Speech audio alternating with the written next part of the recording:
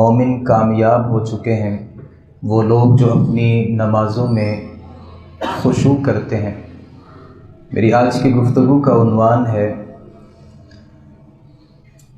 ہم اپنی نمازوں کو پرلطف کیسے بنا سکتے ہیں۔ اس موضوع کو شروع کرنے سے پہلے ایک مثال سے بات سمجھانے کی کوشش کروں گا۔ امام ابن القیم رحمۃ اللہ علیہ اپنی ایک کتاب میں بعض سلف کے حوالے سے ایک مثال بیان کرتے ہیں کہ اگر دنیا میں کوئی آدمی اپنے وقت کے بادشاہ کے تقرب کو حاصل کرنے کے لیے ایک لونڈی اس کی خدمت میں پیش کرتا ہے، لیکن اس لونڈی کی صورت یہ ہے کہ وہ اپنے کانوں سے سن نہیں سکتی، اپنی آنکھوں سے دیکھ نہیں سکتی، اپنی زبان سے بول نہیں سکتی، ٹانگوں سے چل نہیں سکتی، اور اس کی حالت ایسی ہے کہ اس کی روح نکل چکی ہے، مردہ حالت میں ہے، حالت مردہ ہے، کانوں سے سن نہیں سکتی، آنکھوں سے دیکھ نہیں سکتی، زبان سے بول نہیں سکتی اور ٹانگوں سے چل نہیں سکتی۔ اگر کوئی آدمی اپنے بادشاہ کے قرب کو حاصل کرنے کے لیے ایسی لونڈی اس کی خدمت میں پیش کرتا ہے تو بتائیے کیا بادشاہ اس سے ناراض ہوگا یا اس سے بہت زیادہ راضی ہوگا؟ امام ابن القیم فرماتے ہیں انسان اللہ کے قرب کو حاصل کرنے کے لیے اللہ رب العالمین کے لیے نماز پڑھتا ہے، لیکن اگر اس کی نماز لولی اور لنگڑی ہو، اس کی نماز خشوع، عاجزی، انکساری، خشیت اور للہیت سے بالکل ختم ہو، نماز تو اس نے پڑھ لی، اب نہیں معلوم کہ اللہ رب العالمین کا قرب اس انسان کو ملتا ہے نماز پڑھنے کے بعد یا اللہ کا قرب اسے نہیں ملتا۔ جیسے ایک بادشاہ لولی اور لنگڑی باندی کو اپنے لیے قبول نہیں کر سکتا، اللہ رب العالمین جو ہے وہ بھی انسان کی ہر پڑھی ہوئی نماز کو قبول نہیں کرتے۔ میں آج یہ گفتگو نہیں کرنا چاہ رہا کہ جو آدمی نماز پڑھتا ہی نہیں ہے اس کا معاملہ کیا ہے، بلکہ آج میں اس موضوع پہ گفتگو کرنا چاہتا ہوں کہ آدمی ہے بھی نمازی، نماز پڑھتا ہے، لیکن اس نماز کے اندر وہ خشوع نہیں ہے، عاجزی، انکساری نہیں ہے، اللہ رب العالمین کی وہ رضا اس نماز میں ہے ہی نہیں جو اللہ رب العالمین کو مطلوب ہے۔ میرا چھوٹا بچہ ہو، میں اسے سکول میں بھیجوں، پہلے دن وہ جائے ABC کو سیکھنے کی کوشش کرے، 1 2 لکھنا سیکھنے کی کوشش کرے، کئی دن گزر جائے، بچہ سکول میں جاتا ہے، جو وقت سکول میں دینا ہوتا ہے وہ دیتا ہے، 1 مہینہ گزرتا ہے، 2 مہینے گزرتے ہیں، سال 2 سال بھی گزر جائیں، اگر میرا بچہ وہی پہلے دن کی سٹیج پہ کھڑا ہو جو پہلے دن جانتا تھا، آج بھی اس کی صورت یہ ہے، والدین اس کے بارے میں فیصلہ کریں گے یہ بچہ پڑھ نہیں سکتا، اساتذہ کہیں گے یہ بچہ تعلیم کو حاصل نہیں کر سکتا، اتنا زمانہ گزر گیا ہے اسے تو ABC لکھنا اور پڑھنا نہیں آتی، ہمارے والدین نے جو نماز ہمیں سکھائی اسی نماز کو پڑھتے ہوئے 20 30 40 50 60 70 سال گزر جاتے ہیں، لیکن اس نماز کے اندر کوئی تبدیلی بھی واقع نہیں ہوتی۔ جبکہ نماز تو وہ ہے، ایک نماز انسان نے پڑھی، اگلی نماز جب پڑھنے کے لیے کھڑا ہوتا ہے اس کی پہلی والی نماز سے یہ نماز بہتر ہونی چاہیے تھی، لیکن روٹین میں ہم نے کئی سالوں سے نمازیں تو پڑھ لی، لیکن سچ بات یہ ہے کہ نماز کا جو فلسفہ تھا، نماز کی جو روح تھی، نماز کی جو اصل تھی، ہم نے آج تک اس کے بارے میں کوئی نہیں سوچا۔ رسول اللہ صلی اللہ علیہ وآلہ وسلم نے ارشاد فرمایا تھا، سیدنا حذیفہ رضی اللہ عنہ حدیث کے راوی ہیں، اللہ کے رسول صلی اللہ علیہ وآلہ وسلم نے ارشاد فرمایا تھا اول شیء یرفع من هذه الامہ، میری امت میں جو سب سے پہلی چیز جس چیز کو اٹھایا جائے گا الخشوع، وہ نماز میں خشوع ہے۔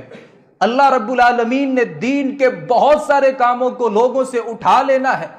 لیکن سب سے پہلے جس چیز کو اللہ رب العالمین لوگوں سے اٹھائیں گے وہ نماز میں خشوع ہے۔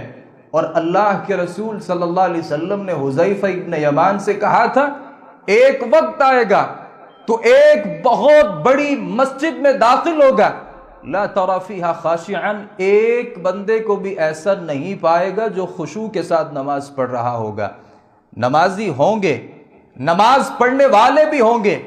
مسجد نمازیوں سے بھری ہوئی بھی ہوگی، لیکن ان نمازیوں میں ایک بندہ بھی ایسا نہیں ہوگا۔ اللہ کے رسول صلی اللہ علیہ وسلم نے ارشاد فرمایا جو خشوع کے ساتھ نماز پڑھ رہا ہوگا۔ اور یہ زمانہ ہے صحابی رسول حذیفہ ابن یمان رضی اللہ عنہ کا، اور آج تو کتنی دیر گزر گئی ہے۔ اگر اس زمانے میں بھی لوگوں کی حالت یہ تھی تو ہم تو ان سے بہت دور نکل چکے ہیں۔ رسول اللہ صلی اللہ علیہ وآلہ وسلم نے ارشاد فرمایا تھا اسوأ الناس سرقۃ الذی یسرق فی صلاتی،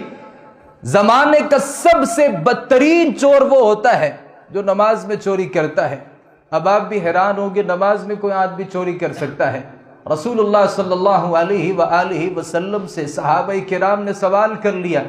اللہ کے رسول یہ بتائیے بھلے کوئی آدمی نماز میں بھی چوری کر سکتا ہے؟ رسول اللہ صلی اللہ علیہ وسلم نے ارشاد فرمایا الذی لا یتم رکوعها ولا سجودا، جو بندہ نماز تو پڑھتا ہے لیکن صحیح معنوں میں نہ رکوع پورا کرتا ہے نہ سجدہ پورا کرتا ہے۔ ہمارے پاس تو وقت ہی نہیں ہوتا، ایک خاص وقت ہم نے بنایا ہوتا ہے، اتنے منٹ میں ہم نے نماز کو ختم کرنا ہے۔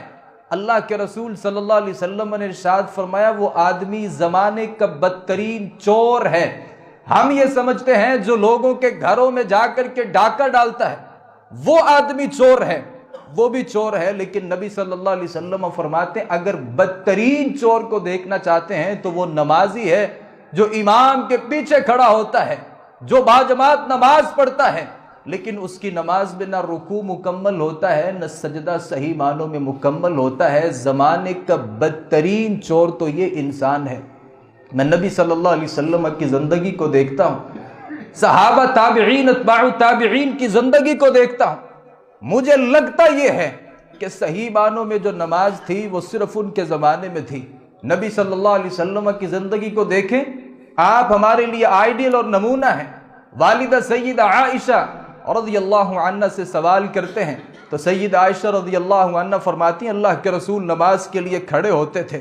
اس قدر آپ لمبا قیام کرتے تھے، لمبا رکوع اور لمبا سجدہ ہوتا تھا کہ سیدہ عائشہ رضی اللہ عنہ فرماتی ہیں اللہ کے رسول صلی اللہ علیہ وسلم کے قدم مبارک سوج جاتے تھے۔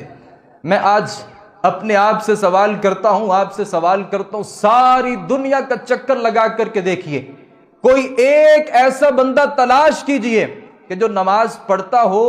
اور نماز میں قیام رکوع اور سجدے کی یہ کیفیت ہو کہ جیسے نبی صلی اللہ علیہ وسلم کے قدم مبارک سوج جایا کرتے تھے۔ آج اس زمانے میں اس کی ایک مثال بھی میں نے نہیں دیکھی،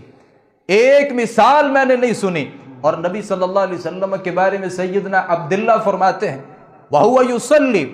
نبی صلی اللہ علیہ وسلم نماز پڑھ رہے تھے اور آپ کی جو آواز تھی رونے کی، خشیت، اللہ رب العالمین کا ڈر اور اللہ رب العالمین کا خوف اس قدر تھا کہ نبی صلی اللہ علیہ وسلم کے سینہ مبارک سے ایسے آواز آ رہی تھی جیسے چولہے پہ ہم نے ہنڈیا کو رکھا ہو، اور آگ کی حدت اور شدت کی وجہ سے جب وہ جوش مارتی ہے جو اس کی آواز تھی۔ صحابی رسول فرماتے اللہ کے رسول صلی اللہ علیہ وسلم کے سینہ مبارک سے میں نے اس آواز کو سنا۔ جناب ابوبکر صدیق رضی اللہ عنہ کی زندگی کو دیکھتا ہوں، اللہ کے رسول بیمار ہیں، بیماری اس قدر ہے کہ آپ اٹھ کر کے صحابہ کرام کو نماز پڑھانے کی آپ کے اندر ہمت اور طاقت نہیں ہے۔ نبی صلی اللہ علیہ وآلہ وسلم جب نماز کے لیے کھڑے ہوتے ہیں بے ہوش ہو کے گر جاتے ہیں۔ صحابہ کرام سے کہا ابو بکر صدیق رضی اللہ عنہ کو حکم دیجئے وہ لوگوں کو نماز پڑھائیں۔ سیدہ عائشہ رضی اللہ عنہ فرماتی ہیں میں نے اللہ کے رسول صلی اللہ علیہ وسلم سے کہا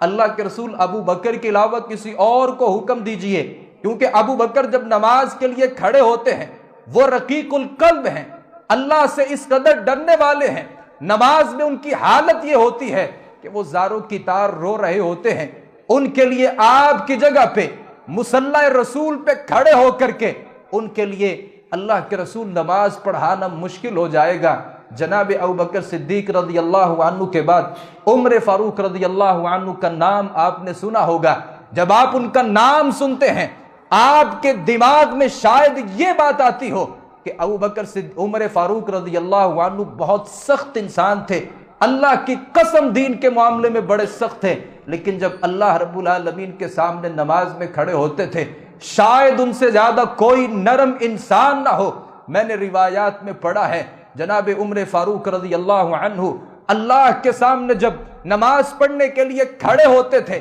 آپ کی حالت اور کیفیت یہ ہوتی تھی کہ آپ اس قدر زاروں کی تار روتے تھے،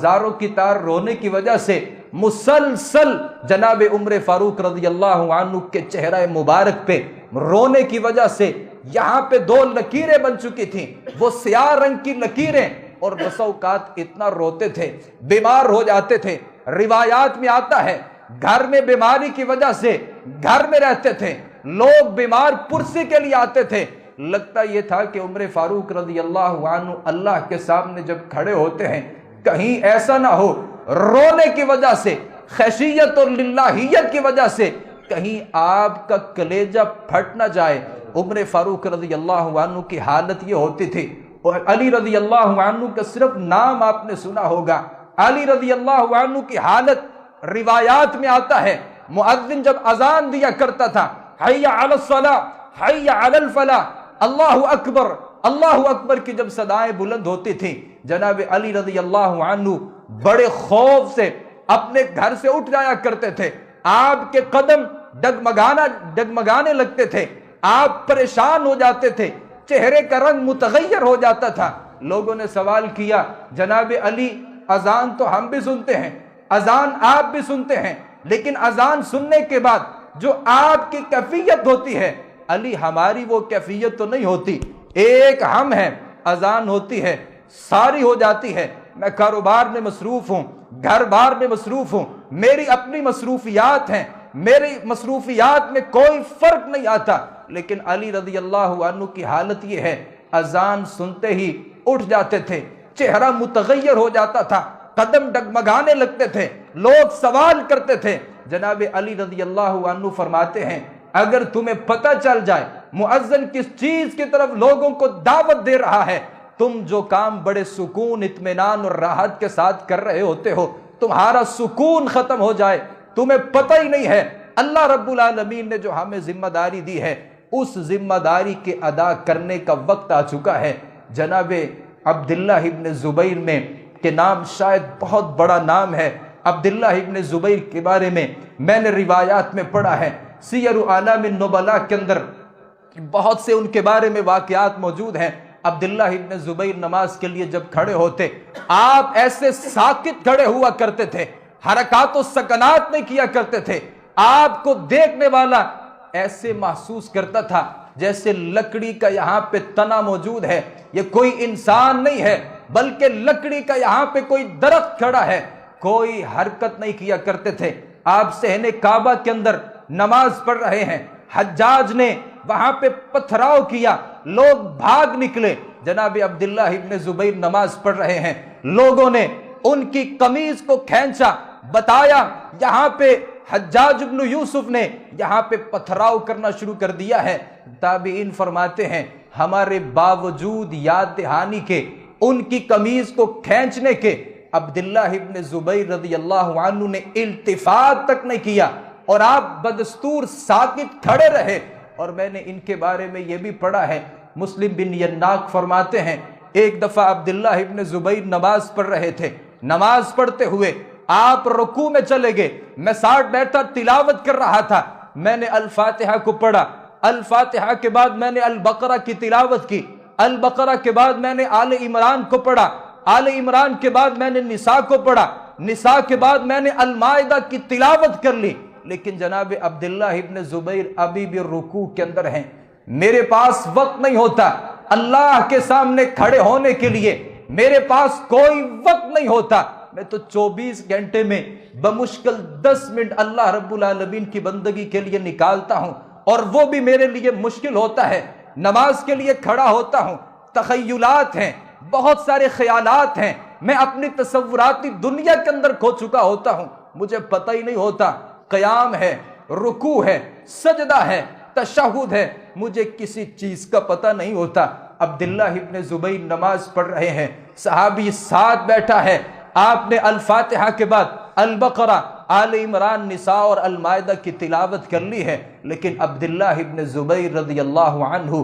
बदस्तूर हालत रुकू के अंदर हैं। आपकी हालत और आपकी कैफियत ये है, नमाज पढ़ रहे थे, छत गिर गई, बेटा हाशम छत के मलबे के नीचे आ चुका है। घर वालों ने अब्दुल्ला इब्न जुबैर से कहा, तुम्हारा बेटा छत के नीचे आ चुका है, परेशानी हो सकती है। आपके बारे में ख्याल ये था आप नमाज को तर्क कर देंगे, बेटा कहीं अल्लाह के सुपुर्द ना हो जाए, लेकिन अब्दुल्ला इब्न जुबैर ने इल्तिफात तक नहीं किया, आप बदस्तूर नमाज पढ़ते रहे। अब्दुल्ला इब्न अब्बास रज़ियल्लाहु अन्हु के बारे में भी मैंने ऐसे ही वाक़यात को पढ़ा है। उर्वा इब्न जुबैर हजरत जुबैर के दूसरे बेटे हैं, नमाज पढ़ने की हालत ये है, बीमार हो चुके हैं, किसी मूदी जानवर ने आपको डस लिया है, हकीम के पास जाते हैं, हकीम इलाज तजवीज करता है, टांग को काटना पड़ेगा। अब उसके लिए सबसे पहले आपको बेहोश करना पड़ेगा, आप जब बेहोश हो जाएंगे